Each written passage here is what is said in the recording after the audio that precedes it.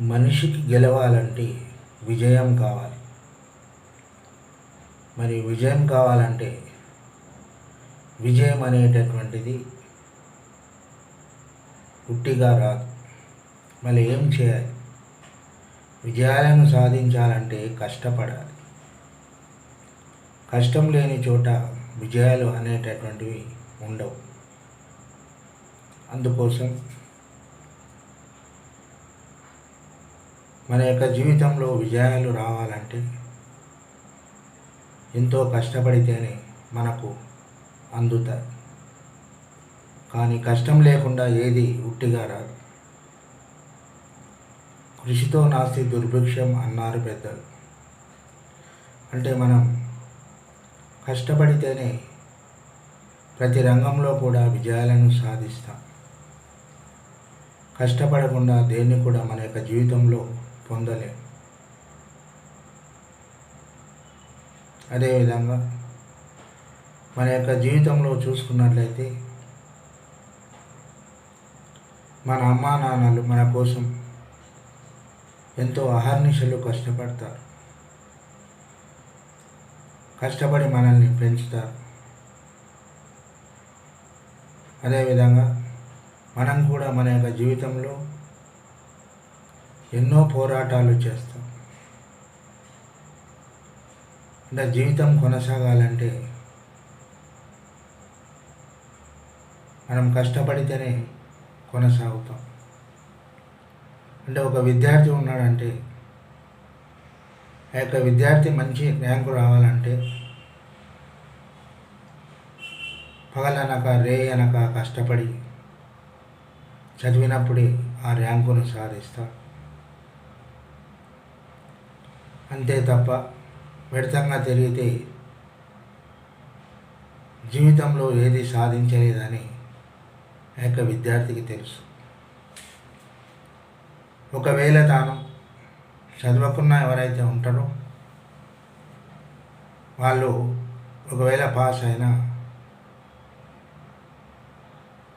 మరి పెద్ద పెద్ద చదువులకు వెళ్ళినప్పుడు అక్కడ ఫెయిల్ కావడం జరుగుతుంది.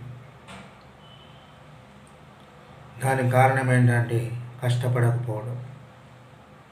అంటే కష్టపడితేనే మన యొక్క జీవితంలో ఎన్నో రంగాలలో విజయాలను సాధిస్తూ వెళ్తాం. అదేవిధంగా ఒక రైతు ఉంటే ఆ యొక్క రైతు తన యొక్క జీవితంలో ఎన్నో కష్టాలను నష్టాలను ఎదుర్కొని మన యొక్క ప్రజల కోసం రేయనక పగలనక కష్టపడి పంటలు పండించి మనకు అన్నాన్ని పెడుతున్నాడు రైతన్న. అంటే అలాంటి రైతన్నకు మనం అభినందనలు తెలియచేయాలి. అంటే దేశానికి వెన్నెముక రైతు. ఆ యొక్క రైతు లేకపోతే మన యొక్క జీవితం అనేటటువంటిది లేదని చెప్పవచ్చు. అంటే మనం ఎంతో డబ్బు సంపాదించవచ్చు ఏదన్నా ఉద్యోగాలు చేసి, కానీ మనం డబ్బును తినలేము కదా. మరి అన్నమే తింటాం. అందుకోసం ఆ యొక్క అన్నాన్ని పండించేటటువంటి వాడు రైతు. అందుకోసం దేశానికి రైతు మొట్టమొదటి వాడు కాబట్టి ఆయనకు మనం అభినందనలు తెలియచేస్తాం. అంటే ఎంతో కష్టజీవి రైతు. అదేవిధంగా మన యొక్క దేశంలో మన దేశం సుభిక్షంగా ఉండాలన్నా, మనం భయపడకుండా ఉండాలన్నా మనల్ని కాపాడేటటువంటి వాడు జవాన్, మిలిటరీ. అయితే అదేవిధంగా వాళ్ళ యొక్క కుటుంబాలను విడిచిపెట్టి మన యొక్క దేశం కోసం మనల్ని కాపాడేటందుకు ఈ యొక్క జవాన్లు ఎంతో కష్టపడడం జరుగుతుంది. మనం ఈరోజు దేశంలో ఇంత స్వేచ్ఛగా బ్రతుకుతున్నామన్నా మన గుండెల మీద చేవేసుకొని బ్రతుకుతున్నామన్నా దానికి జవానే కారణం. ఎందుకోసమంటే వాళ్ళు తమ యొక్క జీవితంలో అన్నిటిని వదిలేసి, వాళ్ళ కుటుంబాలను వదిలేసి దేశం కోసం త్యాగం చేస్తూ ఉండడం జరుగుతుంది. అలాంటి జవాన్లకు మనం పాదాభివందనాలు తెలియజేయాలి. ఈ లోకంలో జవాన్ అనేటటువంటి వాడు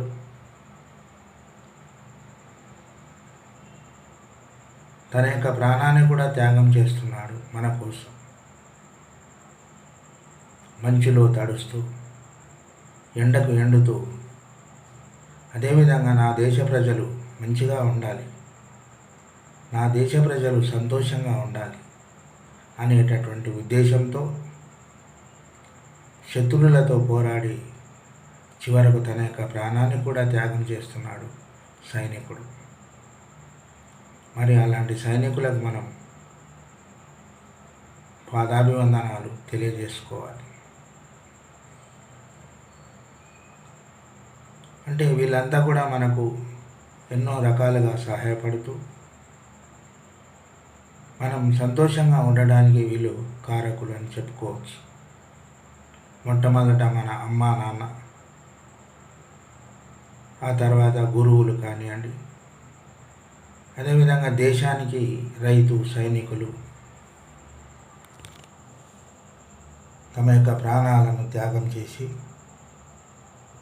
మన యొక్క జీవన విధానంలో వాళ్ళ యొక్క తోడ్పాటు అనేటటువంటిది చాలా వరకు ఉంటుంది. అదేవిధంగా రైతులకు కానీ సైనికులకు కానీ మనం ఎన్ని రకాలుగా వాళ్లకు అభినందనలు తెలియజేసిన తక్కువే. వాళ్ళ యొక్క రుణం మనం ఏ విధంగా తీర్చుకోగలం?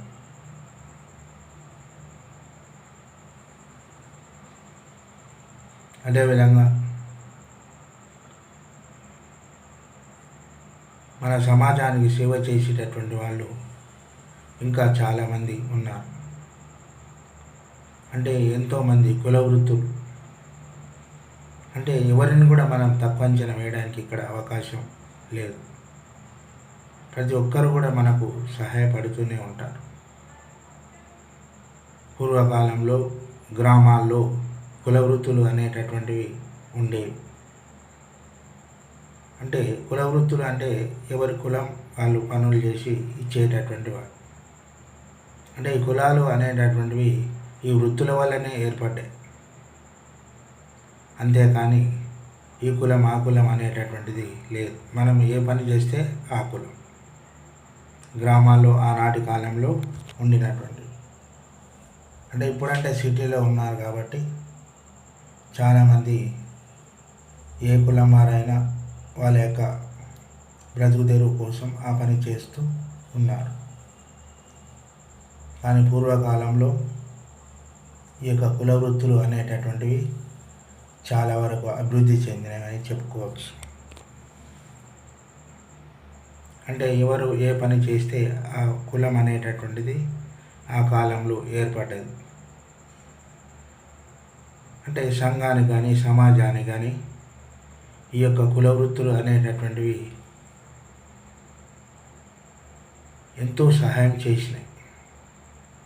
వాళ్ళ యొక్క రుణం కూడా మనం తీర్చుకోలేము. ఎందుకోసం అంటే మనం ఏ పని చేయాలన్నా కుల వృత్తులు అనేటటువంటివి చాలా అవసరం. ఆ కాలంలో మన యొక్క ఇళ్ళల్లో పెళ్ళిళ్ళు కానివ్వండి, అదేవిధంగా పండుగలు కానివ్వండి చేసుకున్నప్పుడు ఆ యొక్క కులాల వాళ్ళు మనకు అనేక రకాలుగా తోడ్పడి చేసేటటువంటి వాళ్ళు. అంటే కంసాలి కానీ, కుమ్మరి కానీ, మంగలి వాళ్ళు కానివ్వండి, చాకలి వాళ్ళు, అంటే ఇలా కుల వృత్తుల వాళ్ళు ఎంతమంది ఉన్నారో వాళ్ళందరూ కూడా మనల్ని ఆ కాలంలో ఎంతో ఆదుకున్నారు. అందుకోసం ఎవరిని మనం తక్కువ అంచనా వేయవద్దు. అందరూ మనకు సమానం. వాళ్ళ యొక్క రుణం కూడా మనం తీర్చుకోలేము. ప్రతి ఒక్కరు కూడా ఒకరికొకరికి సహాయపడేటటువంటి వాళ్ళం. ఆ కాలంలో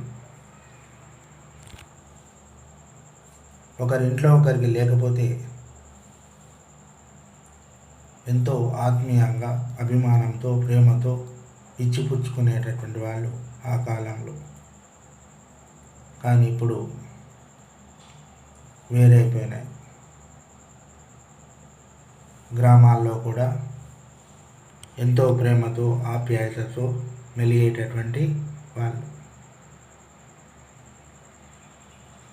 ఇప్పటి కూడా గ్రామాల్లోకి వెళితే ఆ కాలంలో ఉండేటటువంటి అభిమానాలు, ఆప్యాయతలు ఇప్పుడు కూడా ఉంటుంటాయి. మంచిగా పలకరించుకోవడాలు ఈ విధంగా ఉంటాయి. అందుకోసం మన యొక్క దేశం భారతదేశం అనేటటువంటిది,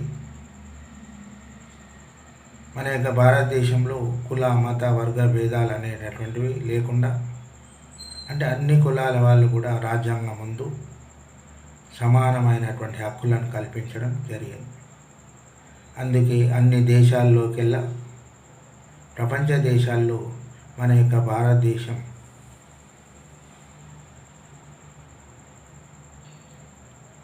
ఎంతో పేరుగాంచినటువంటి దేశం.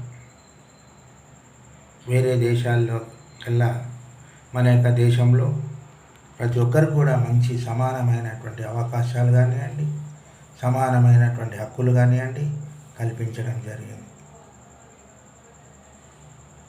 అదేవిధంగా ఎన్నైనా కులాలు, మతాలు ఉండవచ్చు, కానీ మనమంతా కూడా భారతీయులం, అన్నదమ్ములం.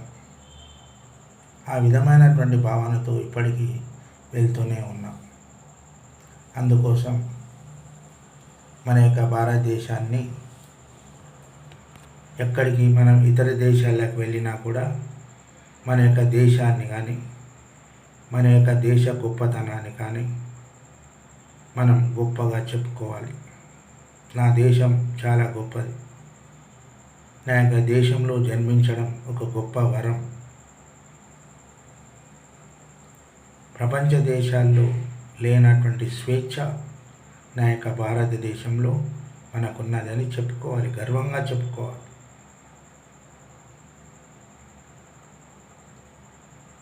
అందుకోసం మన యొక్క దేశంలో పుట్టడం మనం గర్వకారణం.